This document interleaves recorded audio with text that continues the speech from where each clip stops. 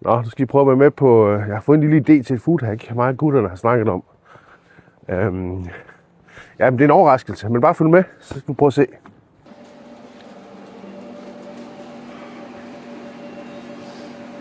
Hej. Jeg vil godt bede om 2 crispy chickens.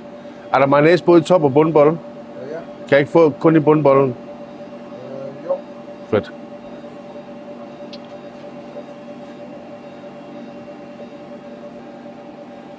Hvad så? Nej, tak.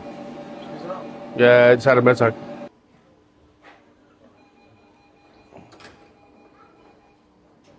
Nå, så lad os prøve at se her.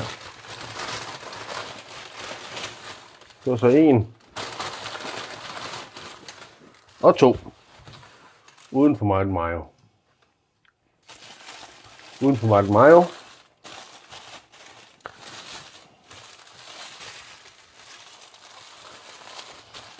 Så. Og så lad os se. Topbollen.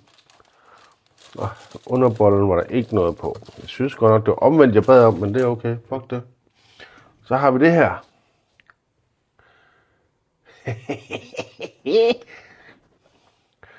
Så bliver det sådan en teriyaki chicken burger. Lidt ligesom dem, vi fik i Japan. Prøver vi lige sådan her. Der er ingen idé om, hvad der er nok. Men det finder vi ud af. Sådan der. Og måske lige en lille snask mere her. Bum. Så. Og så gør vi sådan her. Og sådan her. Og vender dem om. Sådan der. Og så må vi se, hvad lillemor hun siger til dem. Om hun bliver mindet om vores lille ferie.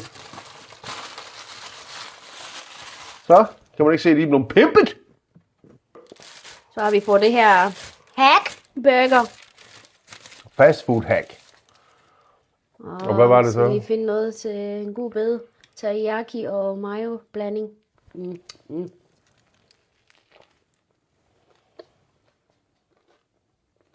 Og?